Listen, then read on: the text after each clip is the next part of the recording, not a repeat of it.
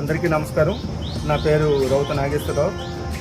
జిల్లా పరిషత్ ఉన్నత పాఠశాల లంకెలపాలెం ప్రధాన ఉపాధ్యాయుని. మరి గత 4 సంవత్సరాల నుంచి ఈ పాఠశాలలో ప్రధాన ఉపాధ్యాయునిగా వర్క్ చేస్తున్నాను.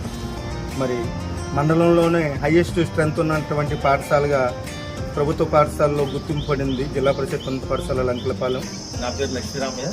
నేను జడ్పీఎస్ హై స్కూల్ లంకెలపాలెంలో ఇంగ్లీష్ ఉపాధ్యాయుడిగా పనిచేస్తాను.